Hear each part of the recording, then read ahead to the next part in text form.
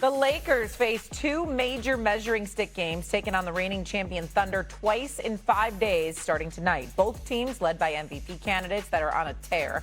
Luka Doncic, Shai Gilgeous-Alexander. This gut check matchup for the Lakers will be far from just another regular season game, while OKC holds a slim 2-game lead over the Spurs, but does not control the tiebreaker against the Spurs. The Lakers are riding a 4-game win streak. They are 15-2 since March 1st. That is the second best win percentage in the NBA during that span. Their opponent tonight, the Thunder, are the only team with a better record in that same span. So what would a win tonight against the Thunder prove for the Lakers, Wendy? Yeah, I don't even care that much about whether who wins and loses. I just want to see how they handle this situation. They're going into Oklahoma City, where the Thunder have been killer in the clutch this year. The Lakers have been the best clutch team in the NBA. I would love to see this game go into clutch time and see how the Lakers handle guarding Shai, because that's where the Lakers are challenged, perimeter defense, and no one's been able to handle Shai all season long. And if you get into a playoff series, and it's Lakers Thunder, which, I don't know if it's going to happen, but it could.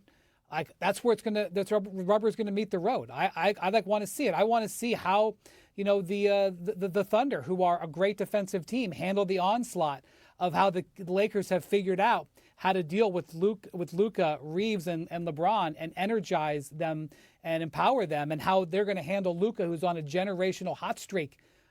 Somebody's going to hold Luka to under 40 points. He's not going to score 40 points the rest of his career. Who's going to do it? Is it going to be the Thunder? Are they going to take this challenge on? Because, Stephen A., the Thunder are trying to win these games. There's a whole bunch of games we have in the NBA right now where one team ain't trying to win. Sometimes we got two teams not trying to win. Both teams are trying to win this game. The Spurs are coming hot and heavy. The Spurs are playing here in LA tonight against the Clippers. They're going to play that game for real because they're trying to catch the Thunder. The Thunder know it. They've come out and said it. So they're going to play absolutely full bore to win tonight. Let's see how the Lakers have proven to all of us that they are the number 3 team in the West. Do we know whether they've proven they can challenge the Spurs or Thunder yet? They're not there. But boy, do they get a wonderful opportunity tonight in Oklahoma City, next Tuesday here in Los Angeles. There's no back-to-back issues. Everybody's going to be rested. Hopefully everybody's going to be healthy. Everybody cares about these games. This is a great way to get a measuring stick on where the Lakers are. I can't wait to see how it plays out. I get where you're coming from. I don't disagree. But where there's a twist and turn, you're interested in seeing somebody stop Shai. I'm not worried about that. Ain't nobody stopping Shea Butter. That's not the issue. The issue is watching Oklahoma City's defense against Luka. You going to drop 40 tonight, Luka? 40 tonight, Luka? You going to put it on them like that? This is Oklahoma City. You're saying they hang their hat on throwing defenders in your direction. So it's going to be real interesting to see how that pans out. I also want clutch time because I want to see, not just Luka, but the Lakers offense and how they're going to produce. Because let's face reality. If we're anticipating the Lakers having any success in the postseason, we ain't hanging our hats on their defense saving the day. We're looking at their offense being so prolific, you ain't going to be able to stop them. So that's something that's very, very important to think about, right? Here's where it gets interesting. Certainly Oklahoma City wants to win because they want the number 1 seed. They want to be on their home turf. They want San Antonio to have to come to their house instead of having to go to San Antonio if indeed you all were to meet in the conference finals. We get that. That's what they're trying to ward off the Spurs. The Lakers are interesting because you're the number 3 seed. You're only a game and a half ahead of Denver, all right? Wendy, if the playoffs were to begin today, the Lakers are the 3 seed. Who's the 6th? Ant-Man in Minnesota. The team that took them out last year. Ran right through them. Okay? Had Rudy Gobert looking like the second coming of Bill Russell or Kareem Abdul-Jabbar. I don't know what the hell it was, but that's how he looked, okay? What you gonna do this time around? Because Minnesota ain't gonna be no easy out. Not with Ant-Man. Not come playoff time. Ant-Man, Julius Randle, Rudy Gobert, you got size, you got girth, you got Nas Reed in these cats. You understand? You can't summarily dismiss Minnesota. So if you're the Los Angeles Lakers, do you want to hold on to the 3 seed? Or do you mind giving it up because you could go against a team as the 4th seed in Houston, who would be the 5th seed, who's a team devoid of a real point guard and obviously don't perform well in clutch time because they make too many damn mistakes in the fourth quarter, turning over the basketball. That's something that we have to ask ourselves. Remember, Lakers had back-to-back games recently against Houston in Houston and beat them both times. So I'm saying to you, do I think that's going to happen? No. I think the Lakers will hold on to the third seed. I think that they'd go up against Minnesota if it goes down like that, and they'll be like, let's get it on because we want our vengeance ourselves. But we can't summarily dismiss the possibility that the Lakers might prefer the fourth seed and to go against Houston in the first round rather than Minnesota. Let's not act like that's an impossibility. It's not. Well, they might not have a choice with the 4 seed, considering what's in front of them here. Wendy, were you going to add something? Go ahead.